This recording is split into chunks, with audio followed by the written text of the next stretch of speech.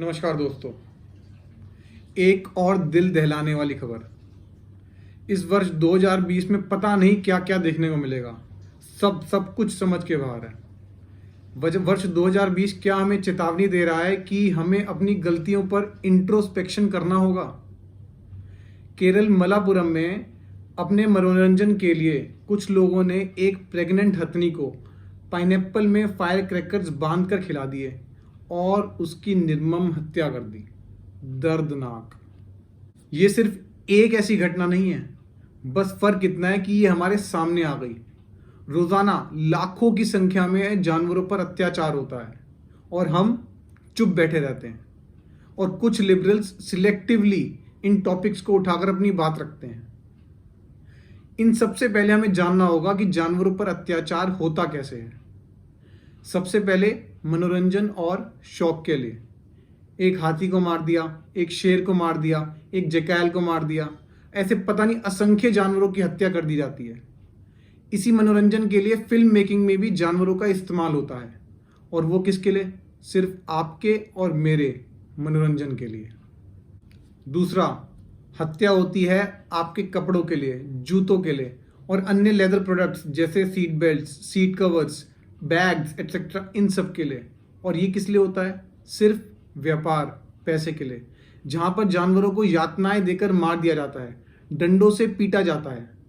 This is called organized industrial farming of animals, जहां industries में animals का castration होती है, रेप होता है, उनके शरीर के पार्ट्स निकाल लिए जाते हैं। इतना टॉर्चर होता है कि अगर आप और मैं उसको अपनी आंखों से देख लें तो रात को नींद नहीं आएगी। तीसरा, एनिमल्स को मारा जाता है भोजन के लिए। कुछ एनिमल्स को मारने की खबर नेशनल न्यूज़ बन जाती है और कुछ की न्यूज़ बनती ही नहीं। सिर्फ ये सब कुछ होता है सुविधा के अनुसार। चौथी हत्या होती है कल्चरल रिचुअल्स के नाम पर, चाहे वो किसी फेस्टिवल पर बलि देने के लिए हो या मंदिर में किसी देवी देवता को खुश करने के लिए। तुम्हें क्या लगता है, इससे भगवान खुश होगा? कभी नहीं। पांचवी हत्या होती है एनिमल साइंटिफिक टेस्टिंग के नाम पर। और सबसे important, animal products like ivory from elephants, horns from rhinos, skins from tiger etcetera, these are used for international black market business. एक सवाल था, दर्द सिर्फ क्या इंसान को होता है या फिर इंसान की हत्या को ही एक क्राइम माना जाता है? जानवर की कोई वैल्यू नहीं है। अहिंसा परमो धर्मा का संदेश भगवान महावीर ने दिया और महावीर की इस धरती पर ऐसी हिंसात्मक प्रवृत्ति होना एक हिंसात्मक समाज को दर्शाता है।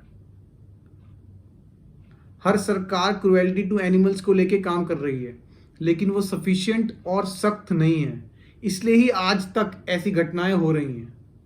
और दूसरा, जितनी भी एनजीओ इस टॉपिक पर काम कर रही हैं, लगभग 70 से 80% सब के सब अपना बिजनेस चला रहे हैं। जितने भी सेलिब्रिटीज इन टॉपिक्स पर बात करते हैं, उनके एक हाथ में मांस होता है और दूसरे हाथ में सिर्फ धोखा। इसी झूठ और दिखावट के बीच एनिमल्स के ऊपर हो रहा अत्याचार छुप जाता है। अब करना क्या होगा? हर एक जीव का जीवन इंपॉर्टेंट है, चाहे वो हाथी हो, शेर हो, घोड़ा हो, गाय हो, बकरी हो, मुर्गी हो, सबका। इसमें सबसे पहले हमें खुद सोचना होगा, क्या हम इस हिंसा में भागीदार बनना चाहते हैं? दूसरा, सरकारों को राजनीतिक पर्दा हटाकर कड़े फैसले लेने होंगे।